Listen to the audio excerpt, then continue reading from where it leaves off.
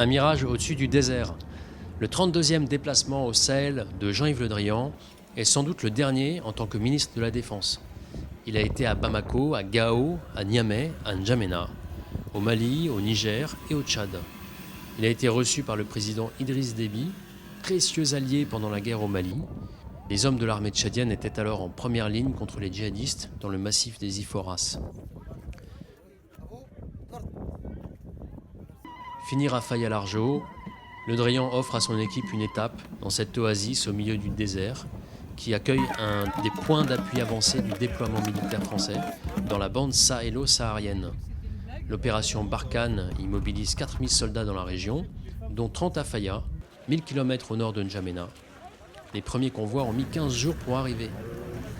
Au nord, la frontière libyenne n'est qu'à une centaine de kilomètres, d'où l'utilité de conserver le contact avec les populations.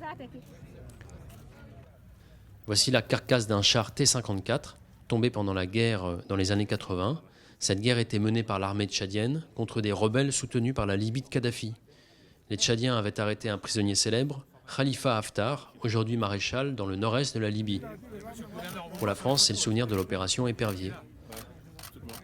Bientôt, ce déplacement sera le souvenir de l'opération Barkhane, dont le but est de lutter contre le terrorisme et d'appuyer la formation des armées du G5 Sahel, qui comprend le Tchad, la Mauritanie, le Burkina Faso, le Niger et le Mali. Nous avons demandé au ministre de la Défense, Jean-Yves Le Drian, combien de temps cette mission devra durer.